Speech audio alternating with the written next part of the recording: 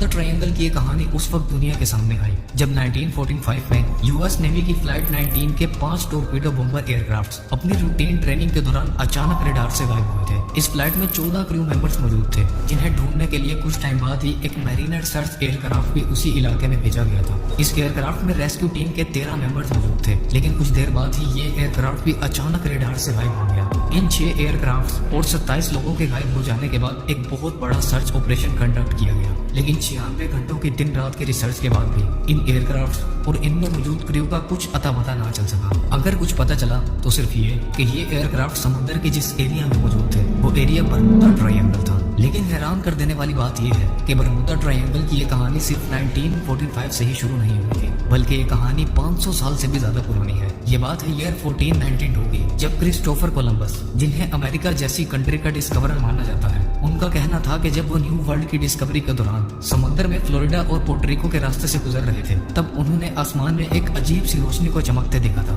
जो चंद लम्हों बाद समुद्र के अंदर चली गई थी। और एक दिन इनका कंपास भी अचानक काम करना बंद कर गया था और बिल्कुल एबनॉर्मल बिहेव कर रहा था। ये वो दिन था जिसके बाद से बरमूडा ट्रायंगल की इस मिस्ट्री की शुरुआत हुई थी। ईयर 1918 में बरमूडा ट्रायंगल की हिस्ट्री का सबसे भयानक हादसा सामने आया था, जब यूएस नेवी की सबसे बड़ी ये शिप 4 मार्च 1918 के दिन यूनाइटेड स्टेट्स में मौजूद बाल्टीमोर शहर से ब्राजील के लिए रवाना हुई थी। इस शिप में 306 क्रू मेंबर्स मौजूद थे, जिनके अलावा इसमें 11,000 टन मैग्नीज भी था। सफर शुरू होने के कुछ टाइम बाद ये शिप अचानक बेस स्टेशन के रडार से गायब हो गई थी। इस शिप से आने वाला आखिरी मैसेज ये था, मौसम बिल्कुल साफ है और सब कुछ ठीक चल रहा है। लेकिन इसके बाद इस शिप के बारे में कुछ अता पता ना चल सका। ये शिप आखिर कहाँ चली गई और इसके साथ ऐसा क्या वाकया पेश आया था, आज के दिन तक इस बारे में कोई नहीं जानता। लेकिन हैरान कर देने वाली बात यह थी, अगर उस दिन मौसम बिल्कुल साफ था तो फिर इस शिप के साथ आखिर क्या हुआ था? क्या समुद्र के इस खौफनाक इलाके में खतरनाक सी मॉन्स्टर्स रहते हैं या फिर यहाँ एलियंस मौजूद हैं? इसके अलावा ईयर 1881 में एलन ऑस्टिन नामी एक शिप, जो कि बरमूडा ट्रायंगल के रास्ते लंदन से न्यूयॉर्क का सफर कर रही थी,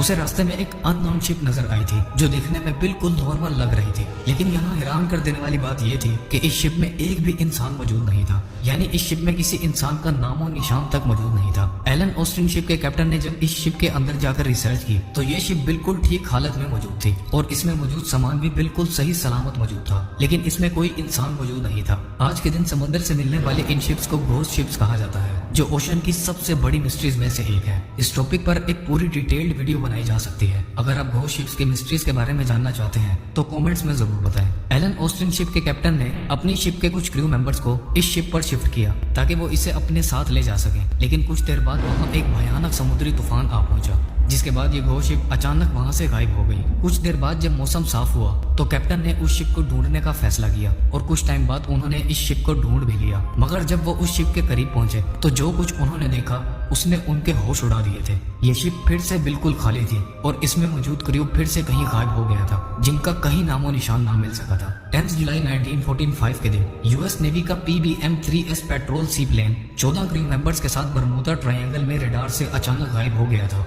इस जहाज में मौजूद क्रू के साथ भी सेम वही वाकया पेश आया था। इनका कॉम्पस अचानक से काम करना छोड़ गया था, जिसके बाद ये बरमूडा ट्रायंगल में कहीं खो गए थे। ये जहाज 9 जुलाई 1945 को एक नॉर्मल रडार ट्रेनिंग के लिए फ्लोरिडा से 7:07 पर टेक ऑफ हुआ था, जिसे बहामास के एयरपोर्ट पर लैंड करना था। लेकिन अगले ही दिन 10 जुलाई को 1:16 पर इस जहाज से आखिरी रेडियो मैसेज रिसीव हुआ था, जिसके बाद ये जहाज हमेशा के लिए कहीं गायब हो गया था। इस जहाज को ढूंढने के लिए 10 दिनों तक एक सर्च ऑपरेशन कंडक्ट किया गया था, लेकिन ना तो इस जहाज का कुछ अता पता चल सका था और ना ही इसमें मौजूद लोगों का। इस वाकये के बाद 1947 में यूएस आर्मी का C-54 एयरक्राफ्ट बरमूडा ट्रायंगल में आते ही भयानक टर्बुलेंस की वजह से क्रैश कर गया था। फिर 1948 में एवरो ट्यूडर और स्टार टाइगर नामी 2 जहाज 6 क्रू मेंबर्स और 27 पैसेंजर्स के साथ कहीं खो गए थे। बताया जाता है कि ये भी बरमूडा ट्रायंगल के ऊपर फ्लाई कर रहे थे। 1949 में 7 क्रू मेंबर्स और 13 पैसेंजर्स के साथ स्टार एरियल प्लेन भी इसी हादसे का शिकार होता है। 1965 में भी 4 एयरक्राफ्ट पायलट्स और पैसेंजर समेत बरमूडा ट्रायंगल में कहीं गायब हो जाते हैं। 2005 में पाइपर एयरक्राफ्ट, फिर 2017 में टर्किश एयरलाइन की फ्लाइट बरमूडा ट्रायंगल के हादसे का शिकार होती है,